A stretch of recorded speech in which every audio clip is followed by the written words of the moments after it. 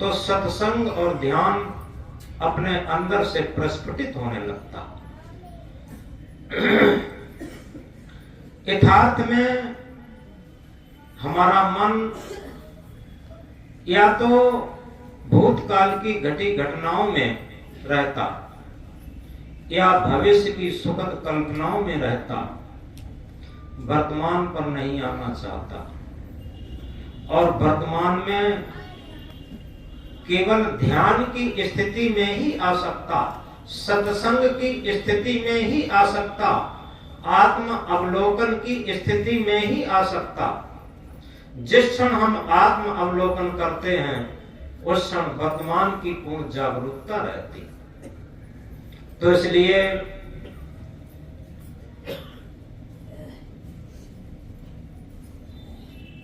सभी संतों ने, संत गुरुजनों ने 4 दिन से इस ध्यान शिविर और सत्संग में सब कुछ बताया। बताने के बाद अगर उन सूत्रों में से कुछ हम थोड़ा बहुत भी उतार लेते हैं तो वो हमारी जीवन की सफलता होती है। सद्गुरु कबीर देव कहते हैं, करनी करे सो पूत हमारो, कथनी कथे सो नाती, रहनी रहे सो गुरु हमारो, हम रहनी के साथी। यथार्थ में यहाँ पर जितने भी लोग बैठे हैं सभी ज्ञान की बातें जानते हैं, लेकिन ज्ञान की बातें जानना उन्हीं लोगों का सार्थक है जो कुछ ज्ञान के सूत्र को लेकर के अपने आचरण में उतारता, वही उसी के अंदर गुरत जाग जाता, उसी के अंदर रहनी गहनी आ जाती, उसी के अंदर सद्गुरु का ज्ञान प्रस्फुटित हो जाता, जिसे आत्मज्ञान कहा, जिसे सेल्फ नॉलेज कहा, उसी के अंदर प्रस्फुटित हो जाता। तो इस प्रकार हम किसी भी अंधविश्वास में न रहें। एक छोटी सी बात कहकर के बात बंद करेंगे। एक जगह एक भक्तराज अपना संकीर्तन कर रहे थे, ध्रुव तारे मीरा तारी, प्रहलाद तारे पर मुझे भी तार दो। बड़ी मस्ती की धुन में संकीर्तन कर रहे थे। एक दूसरा भक्त जाता है, वहां पर उन्हीं के पास बैठकर उनके विपरीत स्थिति में मुंह करके अपना संकीर्तन करने लगा। उसका संकीर्तन था, नत्था सेठ की नौ थैली, नत्था सेठ की नौ थैली, नत्था सेठ की नौ थैली, ये उसका संकीर्तन था। तो जो पहले वाले भक्त थे वो क्रोधित हो गए, क्रोधावेश में आकर के बोले, कहीं का उल्लू चला आया, हमारे भजन संकीर्तन में बाधा डाल दिया करके। अरे कोई पुराने जमाने में नत्था नाम का सेठ रहा होगा, जब बैंक और लॉकर्स नहीं थे तब एक थैली मोहरें जिसके पास रहती थी, एक थैली का सेट होता था। 2 थैली मोहरें रहती थी, 2 थैली का सेट होता था। उसके पास 9 थैली मोहरें रही होंगी। उस भक्तराज ने कहा कि पुराने जमाने में कोई नत्था नाम का सेठ रहा होगा, उसके पास 9 थैली मोहरें रही होंगी। आज तू रटे मरा जा रहा है, नत्था सेठ की 9 थैली, नत्था सेठ की 9 थैली। अरे उसमें तेरे बात का क्या है? तो जो नत्था सेठ की 9 थैली जो भक्त रट रहा था वो क्रोधित नहीं हुआ, बड़ी शालीनता में कहा कि भक्तराज आपने बहुत महत्वपूर्ण बात कही, सूत्री बात कही, वैज्ञानिक बात कही। पुराने जमाने में कोई नत्था नाम का सेठ किसी शहर में रहता होगा, उसके पास 9 थैली मोहरें रही होंगी, और आज हम रट रहे हैं कि नत्था सेठ की 9 थैली, यथार्थ में उसमें मेरे बाप का क्या है। आपने बड़ी इंपॉर्टेंट बात कही, बड़ी अच्छी बात कही। लेकिन भक्तराज एक बात बताओ, किसी पुराने जमाने में ध्रुव, मीरा, प्रहलाद, सबरी रहे होंगे, उन्होंने अपने भजन साधना, ध्यान साधना, तपस्या की होगी और वो तरे होंगे, उसमें तुम्हारे बाप का क्या है। अब उन भक्तराज की मांड की घड़ी घूम गई, उन्होंने समझ लिया बात तो बिल्कुल सटीक है।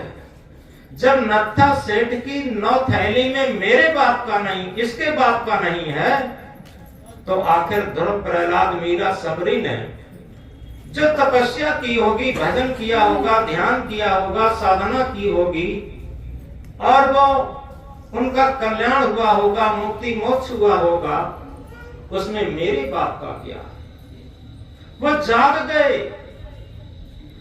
और जाग करके बड़ी विनम्रता में बोले कि भाई अभी तो मैं क्रोधित हुआ था तुम पर, लेकिन तूने तो गुरु का काम किया और मेरा सारा अहंकार और भ्रम दोनों हटा दिए। मुझे अहंकार भी था कि मैं बहुत ज्ञानी हूं, बहुत संकीर्तन करता हूं, बहुत भजन करता हूं, ये अहंकार भी था, और भ्रम था कि इस संकीर्तन से हमारा कल्याण भी हो जाएगा। लेकिन यथार्थ में तूने मुझे जगा दिया, और जैसे ही जागा वर्तमान पर आ गया। सदगुरु वही तो बताते हैं कि वर्तमान जागने की स्थिति होती है, और जब वो जाग गया तो अपना आत्म अवलोकन, आत्म निरीक्षण करने लगा, मन का दृष्टा बना, और अपने मन को देख देख करके, अपनी गलतियों को देख देख करके निकालने का प्रयत्न करने लगा। यथार्थ में वेद, शास्त्र, उपनिषद, गीता, रामायण, भागवत, बीजक सब कुछ रट लें, लेकिन हमारे अंदर विकारों का अंबार, गलतियों का अंबार, अहंकार का अंबार बना रहे, तो हम कहां जागे, कहां सत्संगी हुए, कहां भजन किया, कहां साधना किया। हम ज्ञान की एक लाइन न जानते हो, कहना सुनना, लेकिन यथार्थ में निरंतर अपनी गलतियों को देखना जानते हो और अपनी गलतियों को देख देख करके निकालने का प्रयत्न कर रहे हो, तो हम महाज्ञानी। ये ज्ञानी होने का लक्षण है। यथार्थ में इसीलिए सदगुरु कबीर देव इंकलाब करके कहते हैं, जीवन जौवन राजमद अविचल रहे न कोय, जो दिन जाए सत्संग में जीवन का फल सोए। हमारे पास जीवन है, जवानी है, पद है, प्रतिष्ठा है, धन है, दौलत है, शोहरत है, सारा संसार मिलके हमें गुरु कह रहा है, ये सब कुछ नहीं। जो दिन जाए सत्संग में जीवन का फल सोए। सत्य के संग में हम आप बैठ करके ये सत्संग की चर्चा मात्र कर रहे। जिस तरीके से पानी की चर्चा तो खूब की जाए, पानी पिया न जाए, भोजन की चर्चा तो खूब की जाए, भोजन ग्रहण न किया जाए, उसी तरीके से सत्संग की चर्चा तो खूब हो और सत्य का संग न किया जाए तो सत्संग नहीं हो सकता। सत्संग एक व्यक्तिगत चीज है। जब हमारा जीवन भी तो सत्संग है। ये कहा है, सत्संग बिना कल्याण नहीं, सत्संग को जांचत है मुनि ज्ञानी। शेर के संग में श्यार आनंदित, पंडित के संग मूर्ख ज्ञानी। मिस्री के संग में बांस की कीमत, दूध के संग बिकावत पानी। गेहूं कहे सुन रे बथुआ, सत्संग प्रभाव लगे तो पानी। यथार्थ में गेहूं बथुआ का उदाहरण है। हमारा शरीर ही, हमारा जीवन ही सत्संग है। इसमें सत्य सत्ता जो चेतन आत्मा है वही सत्य है, और उसका संग ये शरीर किया है पंच भौतिक, ये जड़ है। और जब तक ये पंच भौतिक शरीर सत्य के संग है, सत्य आत्मा के संग है, तब तक ये सत्य का संग है। और जिस दिन इसका वियोग हो गया उसी दिन जीवनांत हो जाता। तो यथार्थ में जब जीवन ही हमारा सत्संग के आधार पर चल रहा है, फिर हम सत्संग का महत्व क्यों नहीं समझते। जिस दिन हम इस सत्संग का महत्व समझेंगे उसी दिन जीवन का महत्व समझेंगे, और उसी दिन जीवन जीने की कला आएगी। हम बहुत सारी कलाएं जानते हैं, लेकिन जीवन जीने की कला भी क्या जानते। आखिर हमें समझना है। एक छोटे से उदाहरण से, एक आदमी था, उसने मेहनत किया और खूब मेहनत करके एक छोटा शेड बन गया। और जब छोटा शेड बना उसने और मेहनत किया और खूब मेहनत करके और अपनी जुगाड़ तिगाड़ लगा करके वो एक बड़ा शेड बन गया। और जब बड़ा शेड बन गया, बड़ा शेड बनने के बाद उसने अनुभव किया हमारे पास सुख के सारे साधन उपलब्ध हैं इस समय, जिसके लिए पूरा संसार दौड़ रहा है। हमारे पास धन पैसा सोना चांदी, घोड़ा गाड़ी वाहन, महल मकान दुकान फैक्ट्री कल कारखाना, इनकी कोई कमी नहीं है, सब बहुतायत मात्रा में हो गई। लेकिन हमारा जीवन दिनों दिन दुखी क्यों हो रहा है, हमारा जीवन टेंशन में क्यों हो रहा है, चिंता ग्रसित क्यों हो रहे हैं हम।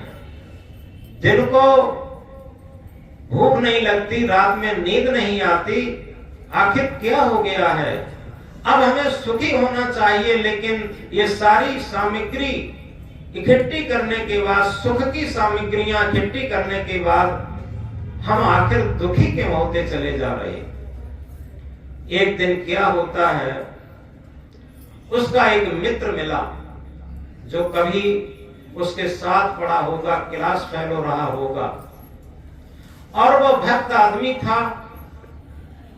वो चेहरे से पता लगता था ये संतुष्ट आदमी है। तो उसने अपने मित्र को बुलाया कि मित्र यहां आओ, अपने पास बिठाया एकांत में, और ये कहा कि मित्र जी, अगर हम किसी दूसरे से बात आज कहेंगे दिल की तो वो हंसेगा,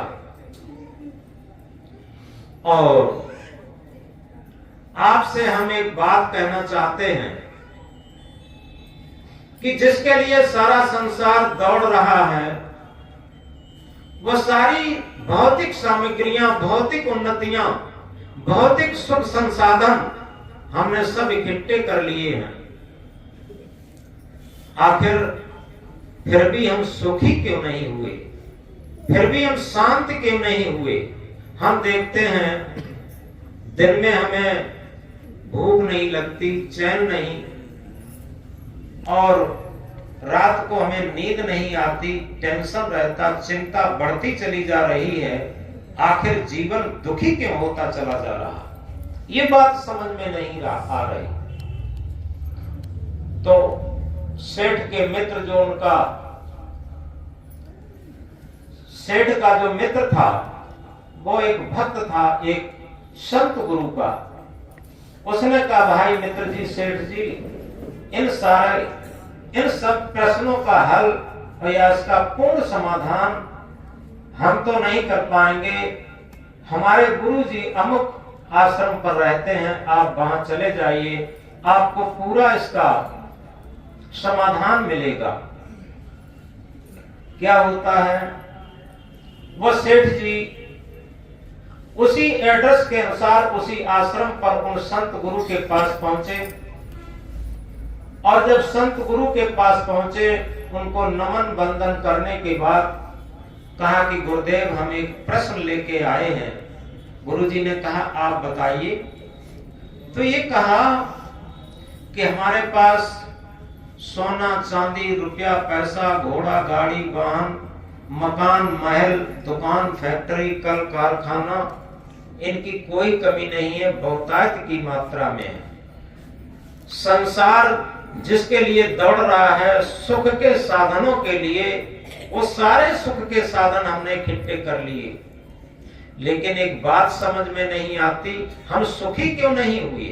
दिनों दिन दुख क्यों बढ़ रहा है? दिनों दिन चिंता क्यों बढ़ रही है? टेंशन क्यों बढ़ रहा है? नींद क्यों नहीं आती? भूख क्यों नहीं लगती? ये बात समझ में क्यों नहीं आ रही हमारे? ये प्रश्न लेके आपके पास आए हैं।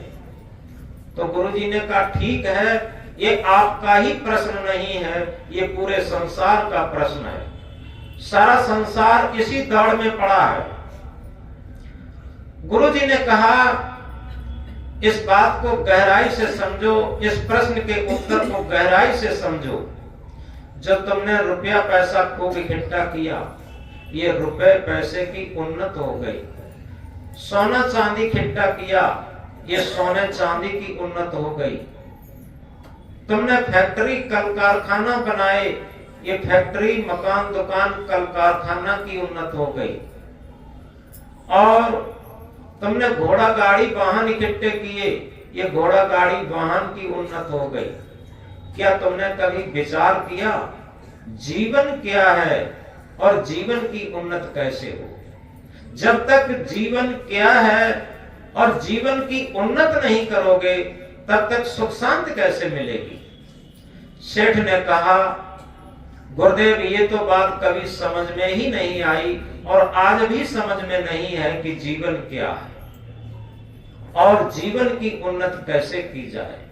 तो उन्होंने कहा कि संसार में जितने भी लोग होते हैं उनमें कुछ न कुछ कला जरूर होती है, कोई न कोई कला में जरूर होशियार होते हैं, लेकिन सच्ची कला जो जीवन को सुख शांति की तरफ ले जाने वाली है वो है जीवन जीने की कला।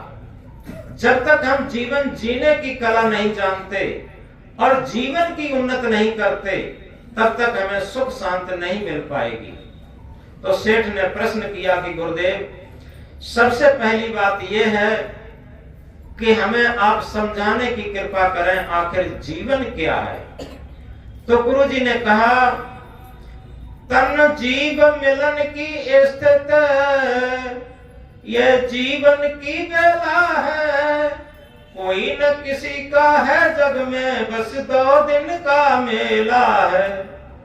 शरीर और आत्मा के मिलन काल को ही जीवन कहते हैं, लेकिन विचार करना है किसी भी गाड़ी के 2 पहिए हों, 2 पहलू हों, एक पहिया बहुत बड़ा लगा दें ट्रैक्टर वाला बड़ा वाला और एक बहुत छोटा पहिया लगाएं स्कूटर का छोटा वाला, तो गाड़ी डिसबैलेंस हो जाती है, चलेगी नहीं, खचरेगी।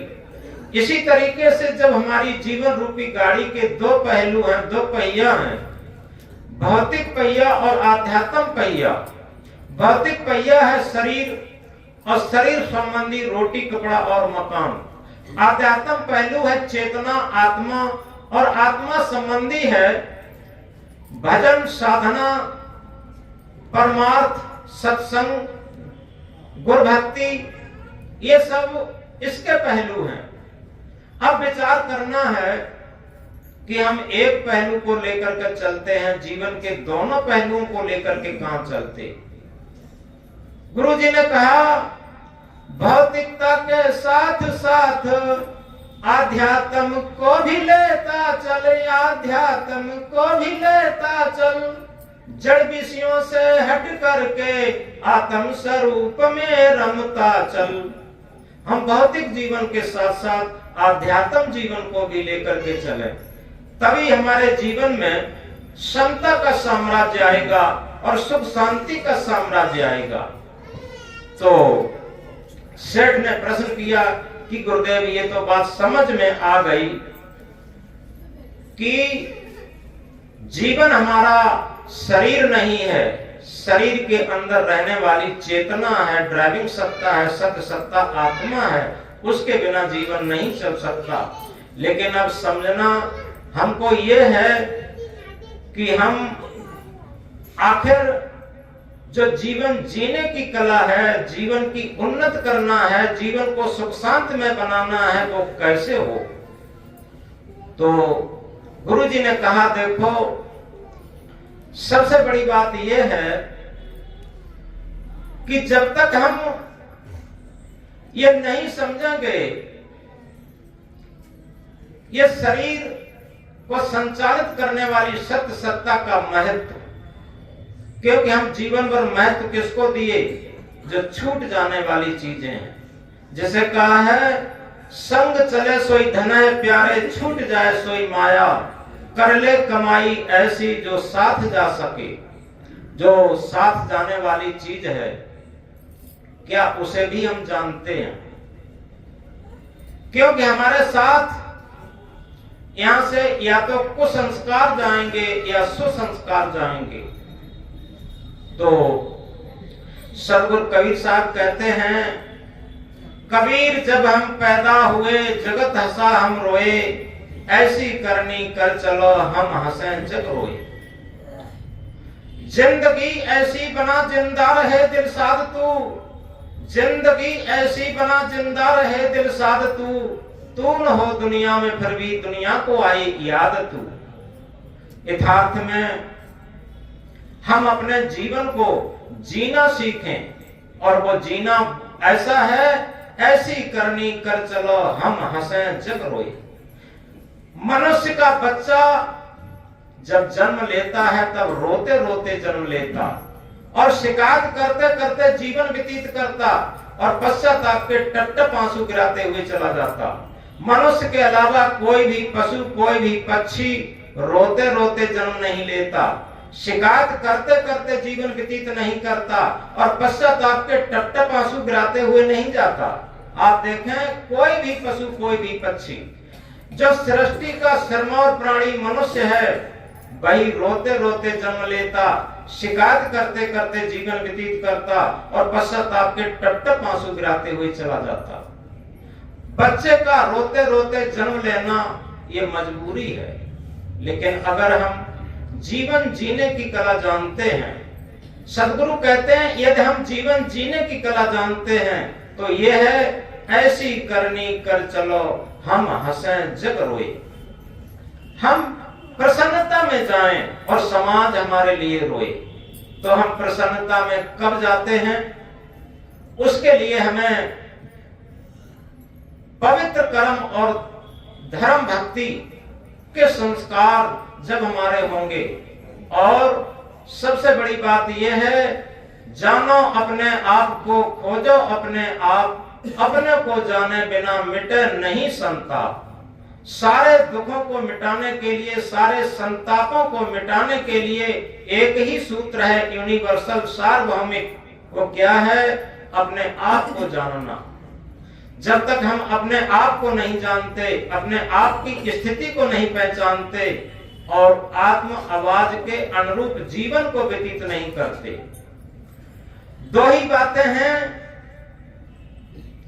हम किसी शास्त्र को नहीं जानते, कोई बात नहीं, किसी मत पंथ संप्रदाय को नहीं जानते, किसी पूजा पाठ को नहीं जानते, कोई बात नहीं।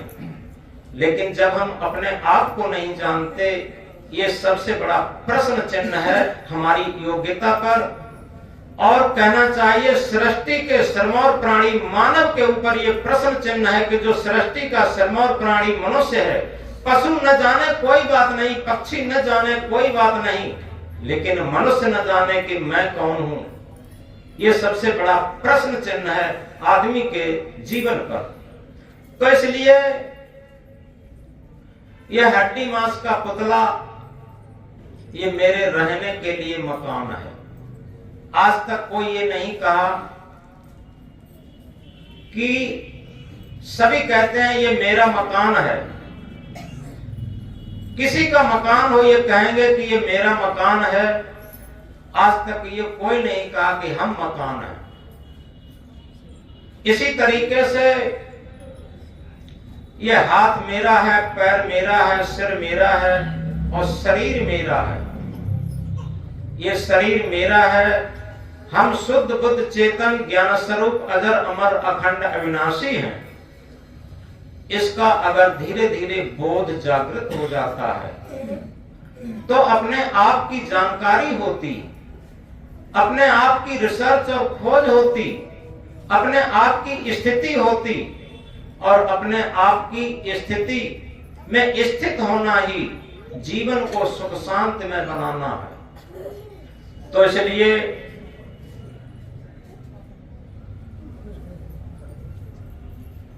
बहुत अधिक न कहकर श्रद्धेय साहिब जी ने और श्रद्धेय संत जनों ने काफी कहा ही।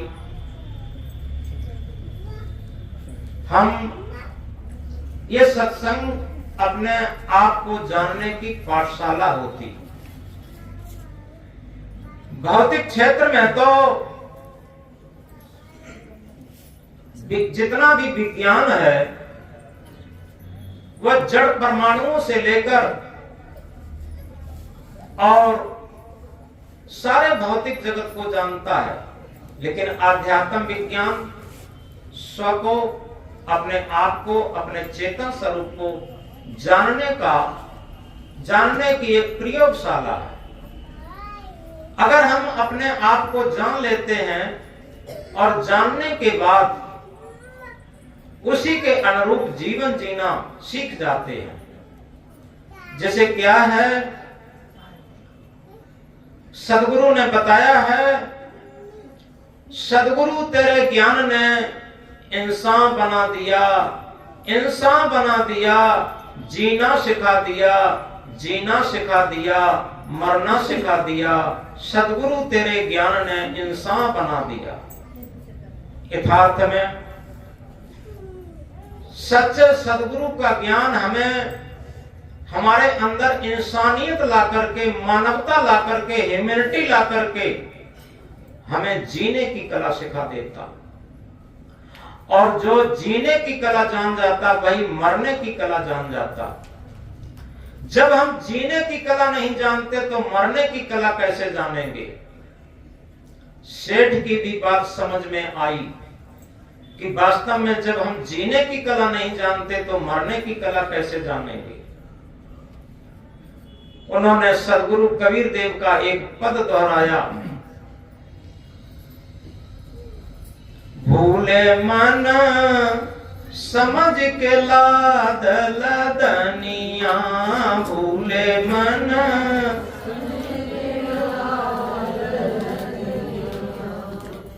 आप लोग भी दोहराएं और अपने मन के लिए सभी लोग दोहराएंगे।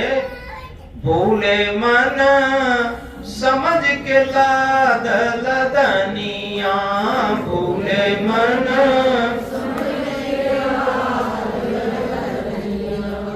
भूले मन समझ के लाद लदनिया, भूले मन समझ के लाद लदनिया। थोड़ा लाद बहुत मत लादे, थोड़ा लाद बहुत मत लादे, टूट जाए गर्दनिया। भूले मन समझ के लाद लदनिया, भूले मन समझ के लाद लदनिया। हम थोड़ा ऐसे समझें, हमारा मन भूला हुआ है। क्यों भूला हुआ है? ये बैरमुखी है। ये सोचता है कि संसार से सारा हम सुख इकट्ठा कर लेंगे उस सेठ जैसा, लेकिन बाहर कहीं बाहर कहीं सुख का सागर नहीं बहता, सुख का सागर तेरे अंतस्थल में बहता। अगर उस सुख के सागर को हम जान लेंगे तो बहिर्मुखता से अंतर्मुख हो जाएंगे। फिर इस मन के ऊपर बहुत सारी लदनियां, राग द्वेष छल कपट बेईमानी धूर्ताई ठगाई की नहीं ला देंगे। मन हमारा हल्का फुल्का निर्मल पवित्र रहेगा।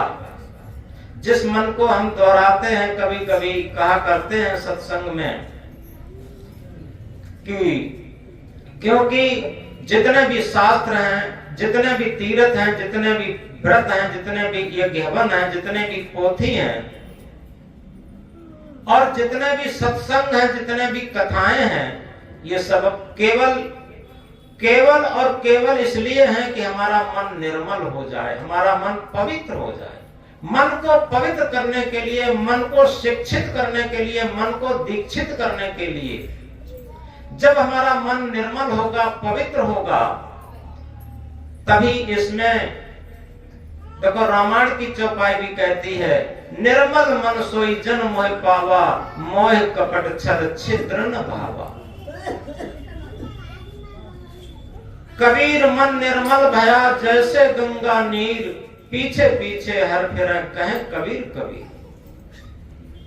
आगे पद में बताते हैं, भूखा होए तो भोजन कर ले, भूखा होए तो भोजन कर ले, आगे हाथ न बनिया, भूले मन समझ के लादल दनिया, भूले मन समझ के लादल दनिया। यथार्थ में सद्गुरु कबीर देव क्या बताते हैं, तन की भूख तनिक है त्रत पाओ या शेर, मन की भूख अनंत है त्रत न पाओ सुमेर। अब बताओ इसे, इस भूखे मन को कैसे अपनाया जा सकता, इसे कैसे तृप्त किया जा सकता? केवल और केवल इसे बहिर्मुखी से अंतर्मुखी बनाने पर ये आत्म तृप्ति, आत्म संतुष्टि में ही तृप्त हो सकता। अन्यथा क्या होगा, मन की हविस इतनी बढ़ जाती है कि हविस इंसान को हैवान बना देती है, हविस की हविस इंसान को हैवान बना देती है, हविस की चोट इंसान को इंसान बना देती है। अगर हविस से बचें जीवन भर तो इंसान को भगवान बना देती है। आगे बताया, प्यासो होए तो पानी पी ले, प्यासो होए तो पानी पी ले, आगे देश निपनिया, भूले मन समझ के लादल दनिया, भूले मन समझ के लादल दनिया। कहत कबीर सुनो भई साधो, कहत कबीर सुनो भई साधो, काल के हाथ कमनिया, भूले मन समझ के लादल दनिया, भूले मन समझ के लादल दनिया। अब ये सत्संग एक घटना है, वो घटित होती है, हम समझ नहीं पाते क्योंकि इसमें बाहर से बदलने का के लिए कुछ है ही नहीं, केवल हमारा मन बदलना चाहिए बस। और जब हमारा मन बदल जाता है तो सत्संग की घटना मन में घटित हो जाती है। ये मन बहुत शक्तिशाली भी है। और कबीर साहब इसे कहते हैं, ईमन चंचल ईमन चोर ईमन शुद्ध ठगहार, और मन मन करते सुर नर मुनि जहड़े मन के लक्ष्य द्वार। ये मन चंचल भी है, चोर भी है, शुद्ध ठगहार। शुद्ध ठगहार किसे कहते हैं? एक ठगहार होता है, एक शुद्ध ठगहार। ये रात दिन हमारे साथ रहता, सपने में भी साथ रहता, और बातें बना करके ये भक्त भी बनता रहता, लेकिन बाहर से भक्त बना रहता, अंदर से अभक्त बना रहता। बाहर से साधक बना रहता, अंदर से असाधक बना रहता। बाहर से सुंदर बनना चाहता, अंदर से असुंदर बना रहता। बाहर से संत महंत महामंडलेश्वर बनना चाहता, अंदर से असंत बना रहता। इसलिए ये शुद्ध ठगहार है। तो इस बात को बहुत गहराई से समझें। कहत कबीर सुनो भाई साधो, काल के हाथ कमनिया। यथार्थ में किस क्षण इस जीवन को छोड़ के चल देना पड़े, इसे कुछ कहा नहीं जा सकता। तो इसलिए बहुत अधिक न कह करके यहाँ पर वाणी में विराम देते हैं। इस बात को गहराई से समझें। अगर हमें जीवन जीना है, अगर हमें जीवन जीने की कला सीखनी है, तो संत गुरुजनों के सानिध्य में हम अपने अंदर जीवन को समझें।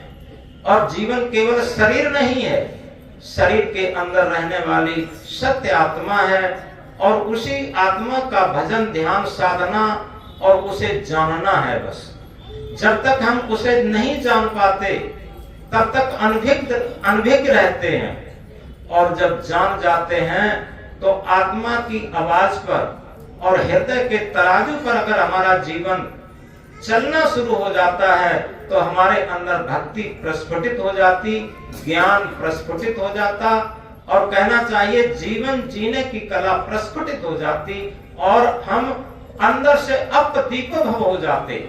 जिस तरीके से एक दीपक, प्रज्वलित दीपक अंधेरे कमरे को प्रकाशित कर सकता है, और हजारों बुझे हुए दीपक किसी अंधेरे कमरे को प्रकाशित नहीं कर सकते।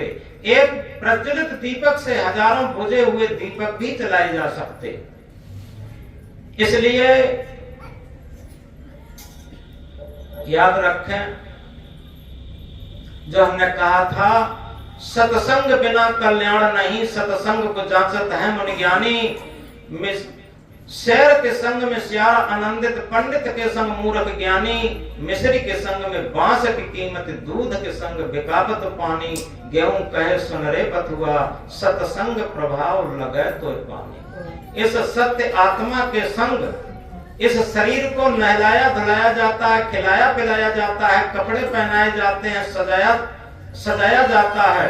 अगर इस सत्य आत्मा का साथ छूट जाए, फिर बताओ इसे कौन नहलाएगा, धुलाएगा, खिलाएगा, पिलाएगा, इसका कौन श्रृंगार करेगा। इस सत्य आत्मा के साथ ही तो इस मिट्टी के पुतले को, पंच भौतिक पुतले को सब कुछ खाद पानी मिलती है।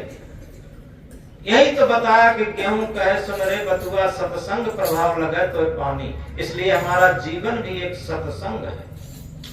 तो इसलिए हम अपने जीवन में जीने की कला जब सीख जाते हैं, तो सपना यह संसार लागता आए के, चले जुआ में हार मनज तन पाए के।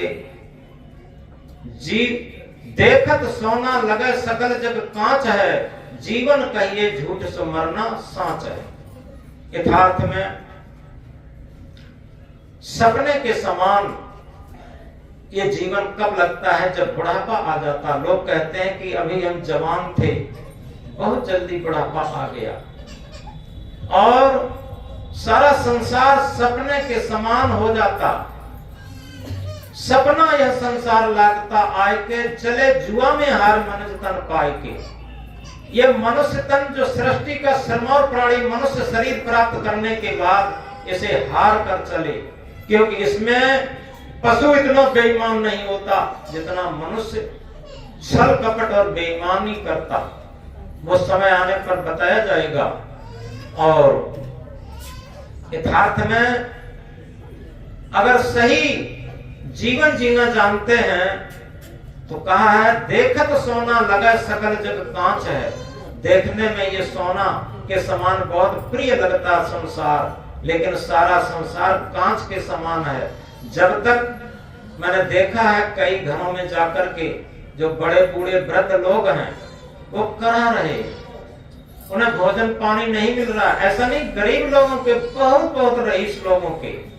वो क्यों है कि जब तक स्वार्थ चलता है, लोग बात मानते हैं, लोग सुनते हैं, और स्वार्थ नहीं चलता तो जैसे कांच में जरा सा धक्का लगा और टूट गया, इसी तरीके से स्वार्थ में धक्का लगने से सारा समाज, सारा परिवार टूटने लगता है। ये सारे संसार का यही खेल है, और टूट करके बिखर जाते हैं, जैसे कांच बिखर जाता वैसे। इसलिए देखत सोना लगे सकल जग कांच है, जीवन कहिए झूठ सो मरना साच है। यथार्थ में जिस दिन हम जीते जी मरना सीख लेंगे, और उसी दिन हमारा सच्चे जीवन जीने की कला आ जाएगी।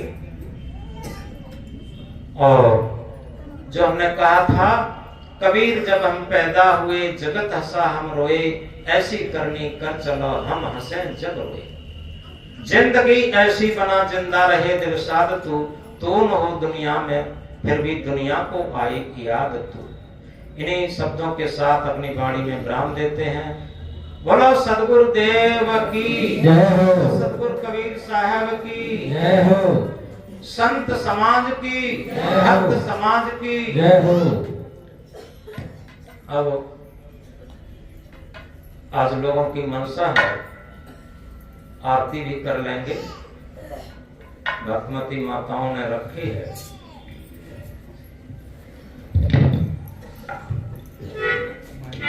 पहले थोड़ी वंदना पहले कर लें। जय जय गुरु शरणम साहिब, जय जय गुरु शरणम। यह संसार स्वार्थ का साथी, इसमें नहीं अपना साहिब